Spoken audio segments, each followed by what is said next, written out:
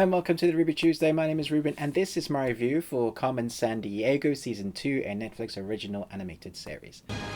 If, like me, you grew up watching animated series in the morning of the 90s and 80s, then you'll probably come across Carmen Sandiego and you'll know the saying, where is Carmen Sandiego? And probably one of the best parts of that series was when they were doing the kind of little bit of history that they would put into each episode, and you would get a little bit of knowledge and feel good about yourself. You would go on these heists with Carmen, and I loved that. It was one of my favorites, watching it with my brother. So when we got the first new season, I was a little bit worried about how they were going to do it. It looked like a different type of animated style. Thankfully, after the first few episodes of season 1, I really started getting into the character and what they'd done with it.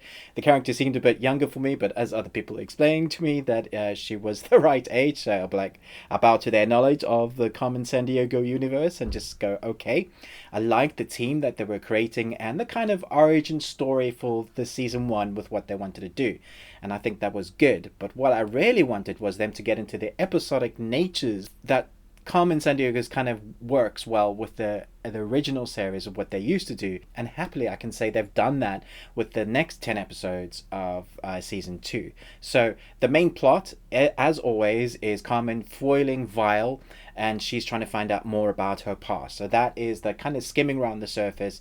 But this time around, you have those individual episodes where she is trying to get hold of a treasure or stop Vile from getting hold of a treasure, and using that to foil their business and making them have to kind of always go, Carmen, it's her again. What I really like about this season is that you really get some decent backstories for the new team members or the team members we've had already. You find out what makes them tick, why they became part of the group, and that is a lot of fun. So when the team are doing what they do together to foil Vile's plans, you really like those characters because they have really strong backstory. And the same can be said similar to the Vile operatives. You get to know a little bit more about where they came from and why Carmen's history almost is shrouded in secrecy. At the same time, they kind of string you along as you go along these episodes. But what really works for the series is the music and the animation style. It really harks back to those capers, those heists, and it flows well. I think the reason why they've chosen to do that is because, obviously, of the nature of the story arc of the heist and the things they have to steal, and it comes across like spy movies, and that's a lot of fun. I think season 2 has really kind of come into its own. I feel like we're going to get a bunch more seasons now because they've found their footing. Season 1 was kind of introducing us to Carmen Sandiego again and kind of taking two generations, people that loved the original Carmen and people that are new to Carmen, and putting those together. And so that was kind of the first helping of season 1. Now season 2, they can really go into those backstories. They can go into Carmen, what makes her tick, where she came from a little bit, but really find their footing in, what they want to produce as a show. And it's a lot of fun. I think this is a good one to watch as a family. There's nothing kind of really racy about this animation style. It's a lot of fun. They still are putting those little history moments in there where, hey, this is what you get to know about this place around the world.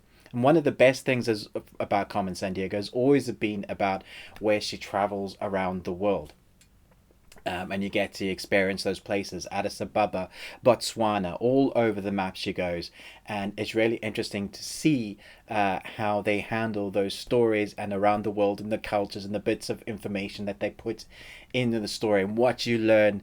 And that was always one of the best bits for me about Carmen Sandiego. So I think the voice acting and the editing is all good. Finn Wolfhound, again, is the voice of Player. You recognize him from Stranger Things. And so, you have the returning actors and voices from the original team. And I think they're pretty strong as their characters. But they're never overbearing as their characters. It's just done just right for you to be immersed into the characters. And I think that's really good. Overall, I think it's a really good, fun, animated series that has quite a bit of to offer, enough to keep you wanting more as well, which is sometimes quite tricky to do. But I think they've done a good job. So I'm going to give this a solid B+. Let me know in the comments below what you thought about the second series, and if you enjoyed it as much as me, and will you watch it with your family, or do you prefer the original? Thanks so much for watching this review, but most of all, until next time, remember, live long and Tuesday.